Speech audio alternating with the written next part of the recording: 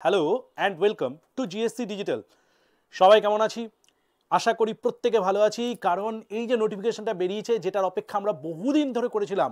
2018-19 সালে আমাদের বোধহয় লাস্ট এক্সাম হয়েছিল গ্রুপ ডির।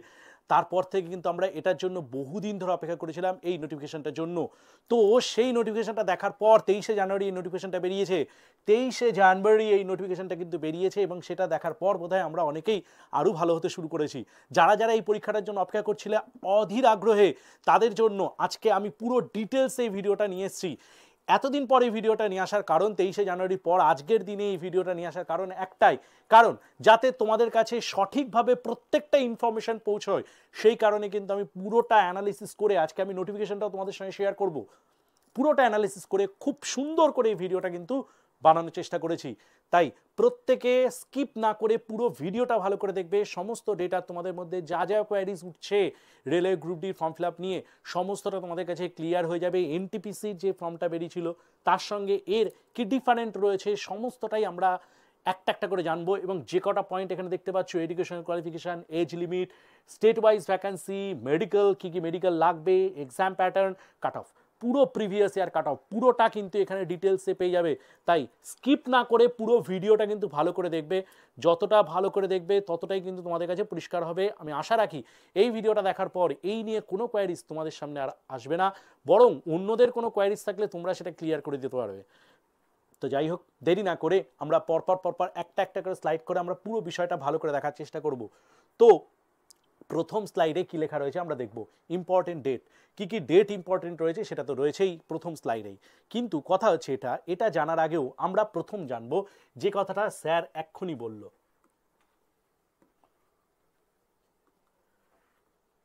যেটা আমি তোমাদেরকে এক্ষুনি বললাম সেটা কি, এনটিপিসির একটা ফর্ম বেরিয়েছিল আমাদের কাছে।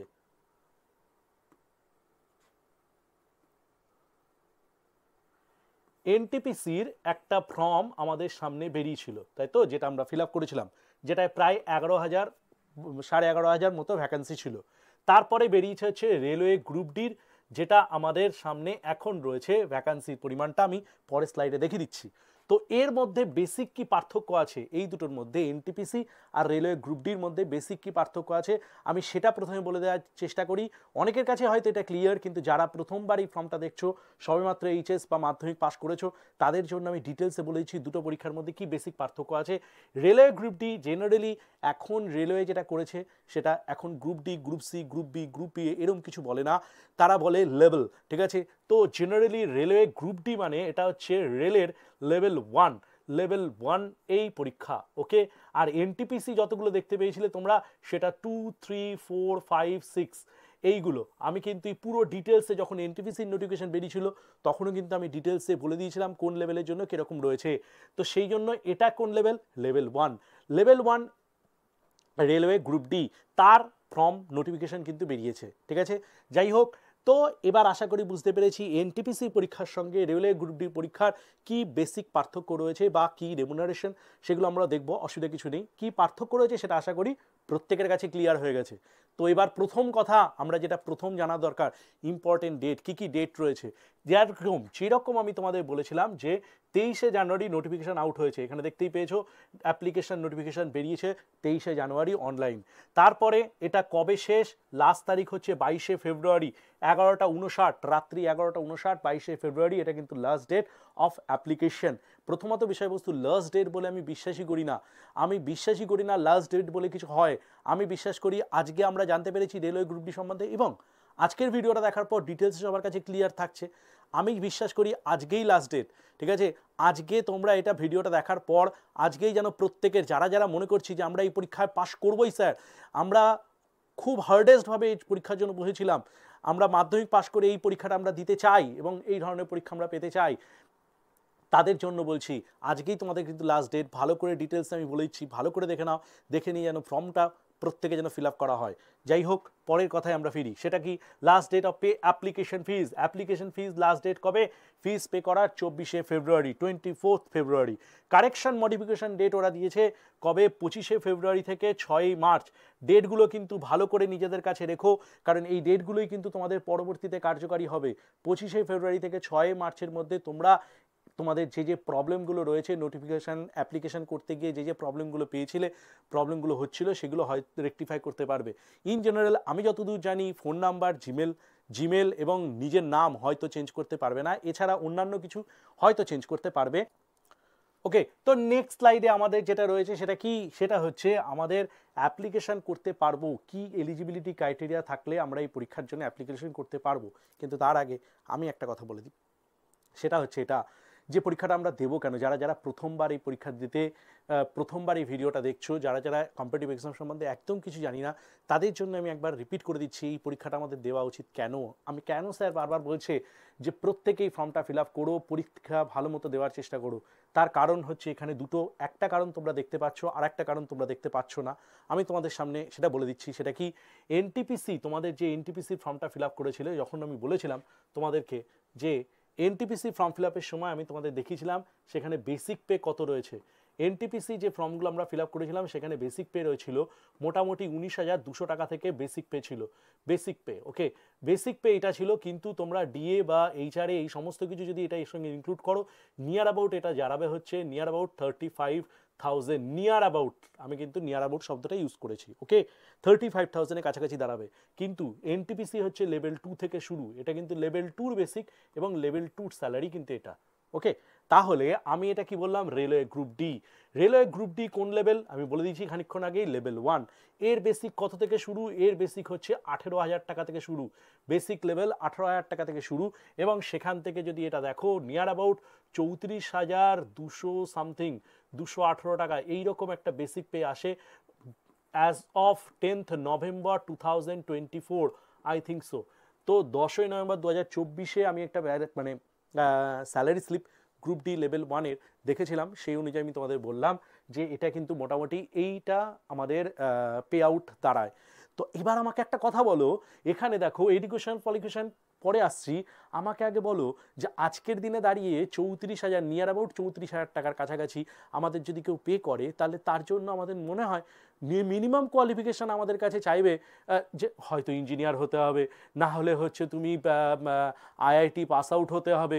তোমাকে তো স্টার্টিংয়ে কেউ এই স্যালারি কোনো প্রাইভেট সেক্টর বা পাবলিক সেক্টর দেবে বলে তোমার জানা আছে কি? আমার তো মনে হয় না কেউ দেবে।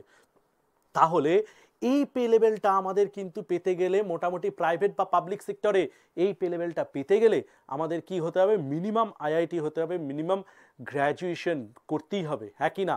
কিন্তু রেল কি বলছে, রেল বলছে তুমি কি মাধ্যমিক পাস, 10th পাস কি করেছো? অবভিয়াসলি আমরা প্রত্যেকেই 10th পাস করেছি। তো আমরা যারা যারা 10th পাস করেছি বা আইটিআই কমপ্লিট করেছি, ইকুইভ্যালেন্ট ট্রেডে কি কি ট্রেড আমরা দেখতে পারবো, they are all eligible to give the exam. তারা প্রত্যেকেই কিন্তু এই পরীক্ষাটা দিতে পারবে, শুধুমাত্র মাধ্যমিক পাস। ভাবো, মাধ্যমিক পাস করলে রেলওয়ের মতো গভর্নমেন্ট জব তোমাকে অফার করছে নিয়ার অ্যাবাউট 34,218 টাকা, সেখানে আইআইটি কমপ্লিট করে, আইআইটি ইঞ্জিনিয়ারিং কমপ্লিট করে আমার মনে হয় না ফ্রেশাররা এই পরিমাণ অ্যামাউন্ট ড্র করতে পারে। আমায় তোমরা অবশ্যই কমেন্ট করো, হ্যাঁ, আমি যদি ভুল বলে থাকি অবশ্যই কমেন্ট করো। ফ্রেশাররা, ঠিক আছে, আইআইটি ইঞ্জিনিয়ারিং কমপ্লিট করার পর ফ্রেশাররা এই অ্যামাউন্টটা ড্র করতে পারে কি না? গ্র্যাজুয়েশন তো আমি ছেড়ে দিলাম, নর্মাল গ্র্যাজুয়েশন তো আমি বললামই না। তাহলে বুঝতে পারছি এই পরীক্ষাটার মাহাত্ম্য কতটা। এবং সেকেন্ড থিং কি, এজ লিমিট আরও মারাত্মক। ছোটদের জন্য, যারা সবে সবে উচ্চ মাধ্যমিক পাস করেছো তাদের জন্য, বা গ্র্যাজুয়েশনে ফার্স্ট ইয়ার সেকেন্ড ইয়ার চলছে, তাদের জন্য হয়তো এজ লিমিটটা কোনো রকম মায়না রাখে, মানে তাদের কাছে হয়তো এজ লিমিটটা কোনো ফ্যাক্টর নয়। কারণ এখানে বলা আছে মিনিমাম এজ হতে হবে 18 ইয়ার্স, মিনিমাম এজ হতে হবে 18 ইয়ার্স। আমরা উচ্চ মাধ্যমিক পাস করার পর গ্র্যাজুয়েশন, উচ্চ মাধ্যমিক আমাদের অনেকের 18 প্লাস হয়ে যায়, বা গ্র্যাজুয়েশনে ফার্স্ট ইয়ার সেকেন্ড ইয়ারে আমাদের 18 প্লাস হয়ে যায়। তার মানে তুমি যদি গ্র্যাজুয়েশনে ফার্স্ট ইয়ার বা সেকেন্ড ইয়ারে পড়ছো, তোমরা কিন্তু এলিজিবল। তোমাদের কাছে হয়তো এই জিনিসটা এতটা গুরুত্বপূর্ণ নয়, কিন্তু পরের পার্টটা 36 ইয়ার্স, এটা তাদের জন্য গুরুত্বপূর্ণ যারা এত বছর ধরে এই পরীক্ষাগুলোর জন্য ওয়েট করছিলে। কোভিড-19 বা এইরকম প্রবলেমের জন্য, কিছু কিছু প্রবলেমের জন্য সরকার গভর্নমেন্ট অনেক দিন পরীক্ষা নিতে পারেনি। তো এই পরীক্ষাগুলোর জন্য যারা যারা ওয়েট করছিলে, যারা ভাবছিলে যে আমাদের হয়তো বয়স পেরিয়ে যাচ্ছে, আমরা হয়তো এজ লিমিট পাবো না, তাদের জন্য কিন্তু এই পরীক্ষাটা আরও বেশি গুরুত্বপূর্ণ। কারণ আপার লিমিট দেওয়া আছে 36 বছর, এটা কিন্তু জেনারেলদের জন্য। এছাড়া যদি SC ST থাকো তাহলে সেক্ষেত্রে তোমরা দেখতেই পাচ্ছ এখানে সেইটা আরও 5 বছর বেড়ে গেছে। দ্যাট ইজ, যদি 1984 সালের 2 জানুয়ারিতে এসসি এসটি তুমি আছো, 1984 সালে 2 জানুয়ারিতে তোমার জন্ম, তাহলে কিন্তু তুমি এলিজিবল এই পরীক্ষা দেওয়ার জন্য 2 জানুয়ারি পর থেকে। ক্লিয়ার? তাহলে সেখানে দেখো ওবিসি ক্যান্ডিডেটের জন্য 1986, 1986, আর ইউআর জেনারেলদের জন্য 1989। অনেক বছর সময় দিয়েছে গভর্নমেন্ট, কিন্তু অনেক সুযোগ দিচ্ছে আমাদেরকে। এত সুযোগ, এতটা সুযোগ কিন্তু গভর্নমেন্ট আর কখনো দেবে বলে আমার জানা নেই। তাই বলছি ঝাঁপিয়ে পড়ো। 2025 সাল কিন্তু কম্পারেটিভ পরীক্ষার জন্য সব থেকে গুরুত্বপূর্ণ। ওয়েট করো না, কিচ্ছুর জন্য ওয়েট করো না, কোনোভাবে আটকে থেকো না, পড়াশোনা ঠিকঠাকভাবে করো। যাই হোক, আপাতত আমরা এই স্লাইডে এজ লিমিট এবং এডুকেশন কোয়ালিফিকেশন এটা আমাদের কাছে ক্লিয়ার হয়ে গেল। আমরা নেক্সট স্লাইডে যাব। তো এই স্লাইডে যেটা রয়েছে সেটা কি, কোন কোন পোস্টের জন্য কতগুলো করে ভ্যাকেন্সি রয়েছে দেখতে পাচ্ছ তোমরা। ট্র্যাকম্যান গ্রুপ 4 তার জন্য কিন্তু সব থেকে বেশি ভ্যাকেন্সি রয়েছে, ঠিক আছে। এরপর প্রত্যেকটা ভ্যাকেন্সি তোমরা এখানে দেখতে পাচ্ছ, তো সেই অনুযায়ী কিন্তু ভ্যাকেন্সি সেইভাবে তোমরা দেখে নিও। তো ভ্যাকেন্সিগুলো যেগুলো মেনশন করা আছে এগুলো কিন্তু ভালো করে একটু দেখার চেষ্টা করো, ঠিক আছে। তাই আমি কি বলেছিলাম, আমি সমস্তটা বলবো, সমস্তটা মানে সমস্তটাই বলবো। তাহলে টোটাল কতগুলো ভ্যাকেন্সিস বেরিয়েছে, 32,438টা। এতগুলো রেল ভ্যাকেন্সি বের করেছে। এরপরেও কিন্তু আরও ভ্যাকেন্সি রয়েছে রেলে কিন্তু আরও ভ্যাকেন্সি রয়েছে। তোমরা যেরকম জানো রেল অনেক বছর পরীক্ষা নিচ্ছে না, তাই ভ্যাকেন্সিস কিন্তু অনেক রয়েছে। তাই প্রিপারেশন এখন থেকে যদি শুরু না করি আমরা কিন্তু দৌড়ে থাকতে পারবো না। তাই তাড়াতাড়ি বলছি প্রিপারেশন শুরু করো, যত তাড়াতাড়ি সম্ভব প্রিপারেশন শুরু করতে হবে আমাদের। যাই হোক, আমরা নেক্সট স্লাইডে যাওয়ার চেষ্টা করি। এই স্লাইডে আমি আর বিশেষ কিছু বলছি না, প্রত্যেকটা ডিপার্টমেন্টে কত কীরকম, প্রত্যেকটা টাইপে কী কী ভ্যাকেন্সি রয়েছে, ডিভিশনে কী কী ভ্যাকেন্সি রয়েছে সেটা আমি এখানে মেনশন করে দিয়েছি, তোমরা আশা করি সবাই দেখতে পাচ্ছ। নেক্সট স্লাইড বহুত ইম্পর্টেন্ট, খুবই গুরুত্বপূর্ণ স্লাইড, যে এখানে কি রয়েছে গ্রুপ ডির ভ্যাকেন্সি স্টেট ওয়াইজ, মানে রাজ্য বা অনুযায়ী কত কত ভ্যাকেন্সি রয়েছে সেটা সবাই দেখতে পাচ্ছ। সব থেকে ইম্পর্টেন্ট, যারা যারা কলকাতায় বসে ভিডিওটা দেখছো বা কলকাতা জোনে যারা যারা ফিল আপ করতে চাইছো তাদের জন্য ভ্যাকেন্সিস পরিমাণ কত রয়েছে দেখো। জেনারেলদের জন্য রয়েছে 408টা, তারপরে টোটাল ভ্যাকেন্সি রয়েছে 1044টা। এসসি এসটিদের জন্য রয়েছে হচ্ছে এসসিদের জন্য 184টা, এসটিদের জন্য 72, আর ওবিসিদের জন্য 263। তো কলকাতা জোনে কীরকম ভ্যাকেন্সি রয়েছে সেটা কিন্তু আমরা সবাই দেখতে পাচ্ছি। ভ্যাকেন্সি টেবিল এখানে রয়েছে, তোমরা দেখতেই পারবে। দুটো জিনিস ভালো করে খেয়াল করবে, দেখো দুটো মুম্বাই লেখা রয়েছে, এখানে একটা এখানে একটা। দুটো মুম্বাইয়ের মধ্যে এটা ওয়েস্টার্ন রিজিয়ন, এটা ইস্টার্ন রিজিয়ন। সেখানে কি কি পার্ট রয়েছে দেখো, কতগুলো ভ্যাকেন্সি রয়েছে।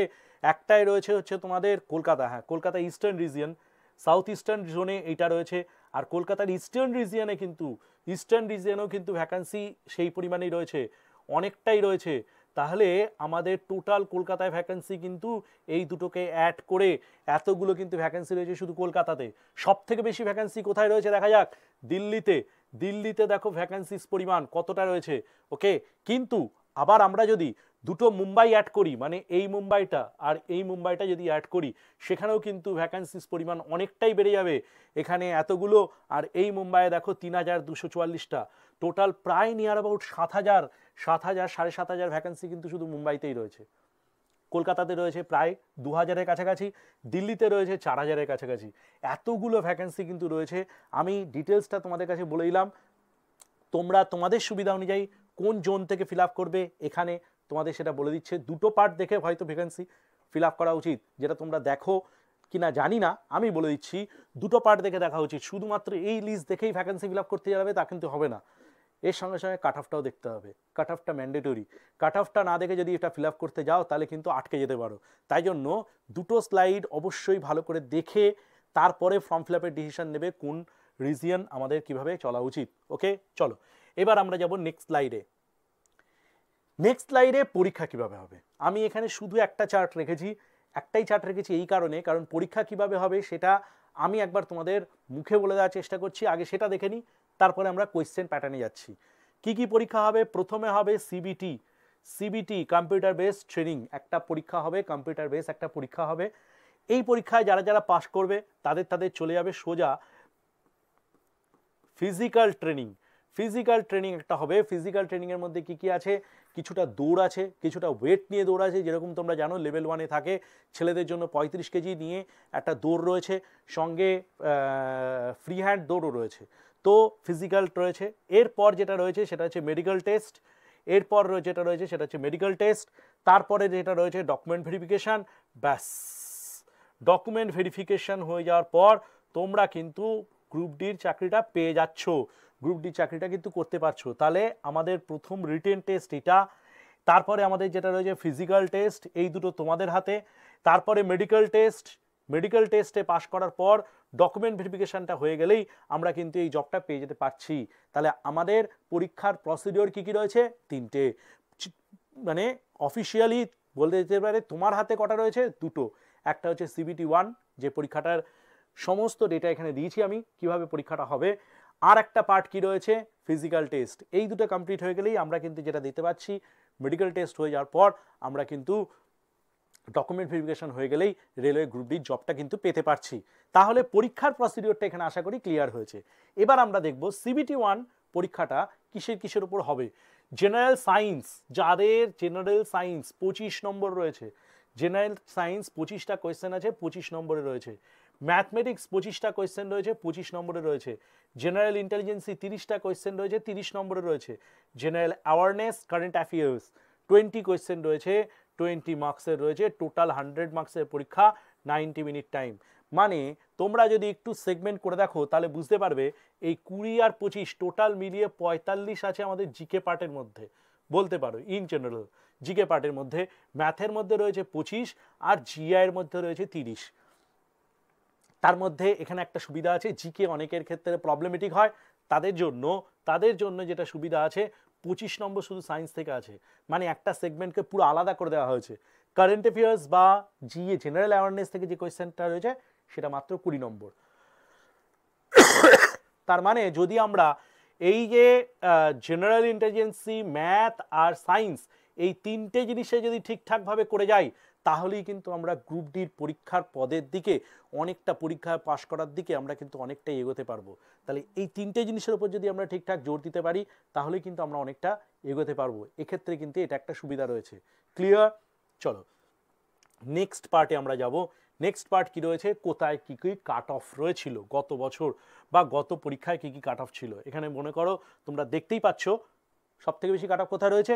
কলকাতাতে। ভেরি গুড, কলকাতাতে কাট অফ সব থেকে বেশি রয়েছে। আর একটা সেক্টর দেখেছিল মুম্বাই, সেখানে কাট অফ কিন্তু এইটা রয়েছে 67.96, মানে নিয়ার অ্যাবাউট 68। তো এটাতেই দেখো, হ্যাঁ সব থেকে কম রয়েছে বেঙ্গালুরুতে 62, সব থেকে কম আছে বেঙ্গালুরুতে। সেকেন্ড কম বোধহয় মুম্বাইয়ের আছে, সব থেকে হাইয়েস্ট আছে হচ্ছে কলকাতাতে। सेकंड हाईएस्ट कौन सा है? Second highest 76 77 Patna. तो पटना में सबसे মানে সব থেকে বেশি আছে কাট অফ, আর সব থেকে বেশি কাট অফ আছে কলকাতায়, সেকেন্ড হাইয়েস্ট কাট অফ আছে পাটনায়। মুম্বাইয়ে 67 সেকেন্ড লোয়েস্ট, আর বেঙ্গালুরুতে 62 তার থেকে সব থেকে কম। ভুবনেশ্বর যারা যারা ফিল আপ করতে চাও, অনেকে ভুবনেশ্বর ফিল আপ করতে চাও, তাদের জন্য কিন্তু কাট অফ রয়েছে, এই যে দেখতে পাচ্ছ আশা করি। তো এইটা মোটামুটি আমি কাট অফটা দেখিয়ে দেওয়ার চেষ্টা করেছি। তোমরা ভালো করে এই জিনিসটা ভালো করে দেখে তবে কিন্তু ফর্ম ফিল আপ করো। দুটো স্লাইড ভালো করে দেখার চেষ্টা করবে। ওকে, 1 নম্বর কোনটা বললাম আমি, যেটা আমাদের পাস আউট রয়েছে, যেটা আমাদের ভ্যাকান্সিজ রয়েছে স্টেট ওয়াইজ সেটা। আর একটা জিনিস সেটা কি বললাম, কাট অফ কি রয়েছে। ক্লিয়ার? এই দুটো স্লাইড কিন্তু ভালো করে দেখে নিও একবার। এরপর যেটা রয়েছে সেটা হচ্ছে ভিশন টেস্ট। এই ভিশন টেস্টগুলো কি আছে, A1 A2 A2 A3 B1 B2 C1 C2। এটার জন্য আমি কি করব, এটার জন্য একটা নোটিফিকেশনটা, রেলের যে নোটিফিকেশনটা আছে সেটা তোমাদের সামনে আনার চেষ্টা করব, একটু পরেই এনে দিচ্ছি। নোটিফিকেশনটা এলে তোমরা দেখতে পারবে এই A1 B2 B1 B2 এগুলো কোন জায়গায় লাগবে। তো এখানে একটা জিনিস দেখার চেষ্টা করো, ডিস্টেন্স ভিশন 6/9 6/9 উইদাউট গ্লাস ছাড়া, ঠিক আছে, গ্লাস ছাড়া এইগুলো আমাদের ভিশন লাগবে। নিয়ার ভিশন এখানে দেখতেই পাচ্ছ 0.6 রয়েছে without glass, and must pass the test. Colour vision, binocular vision এই টেস্টগুলো কিন্তু, নাইট ভিশন, মাইক্রোস্কোপিক ভিশন এই টেস্টগুলো কিন্তু পাস আউট হতে হবে A2-র জন্য। A3-র জন্য কিন্তু সেইভাবেই রয়েছে। তোমরা একটুখানি দেখতে পারবে প্রত্যেকটা জায়গায় কিন্তু ভিশন টেস্ট আলাদা আলাদা রয়েছে। B1-এর ক্ষেত্রে 6/9 আর 6/12 আছে। ওকে, তারপরে দেখো B2-র ক্ষেত্রে 6/9 6/12 আছে। এখানেও নাইট টেস্ট এগুলো রয়েছে, কিন্তু B2-র ক্ষেত্রে আমাদের বাইনাকুলার ভিশনটা রয়েছে। অন্যান্য ভিশনগুলো colour vision, colour work in require, যে জায়গায় দরকার সেই জায়গায় কালার ভিশনগুলো আছে নাকি দেখছে। 6/12, 6/18 এখানে রয়েছে, এখানে recorded class okay without class when read or close working in require. C1 এর জন্য এটা দেখো, C1 এর জন্য কিন্তু বাদ বাকি কোনো টেস্ট কিন্তু নেই, মেডিকেল টেস্ট। এবার তাহলে আমাদের জানতে হবে যদি সত্যি আমার কালার ভিশনে প্রবলেম থাকে বা অন্যান্য কিছুতে প্রবলেম থাকে, তাহলে আমরা হয়তো আমরা A2 A3 এইগুলোতে হয়তো প্রবলেম হতে পারে Q1, কিন্তু C1 C2 এই পোস্টগুলোতে কিন্তু এই জায়গাগুলো কিন্তু আমরা এই মানে এখানে যে যে ইয়েগুলো রয়েছে, প্যারামিটারগুলো রয়েছে, সেখানে কিন্তু আমরা সেই পরীক্ষাগুলো, মেডিকেল টেস্টগুলো আমরা কমপ্লিট করতে পারি। তো এই কারণে আমরা প্রথম যেটা দেখার চেষ্টা করবো এর সঙ্গে সঙ্গে সেটা কি, সেটা হচ্ছে এই ভিশনগুলো কোন পোস্টের জন্য কি ভিশন ওরা রেখেছে, তাহলে আমরা বুঝতে পারবো যে এই পোস্টগুলোর জন্য আমরা হয়তো এলিজিবল থাকবো। যাই হোক, তোমাদের জন্য আমি একবার নোটিফিকেশনটা দেখিয়ে দেওয়ার চেষ্টা করছি।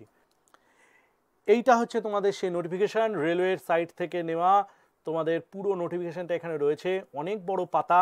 আমি যার জন্য এটাকে ছোট করে কয়েকটা স্লাইডের মাধ্যমে তোমাদেরকে দেখিয়ে দেওয়ার চেষ্টা করেছি। এবার তোমাদের যেটা ইম্পর্টেন্ট সেটা কোনটা, সেটা হচ্ছে সেই পার্টটা, যেই পার্টটার জন্য আমি তোমাদের বলেছিলাম যে আমাদের ভিশনগুলো কোথায় কীরকম লাগবে, সেইটা কোথায় লেখা আছে আমরা একটু দেখার চেষ্টা করব। এক সেকেন্ড।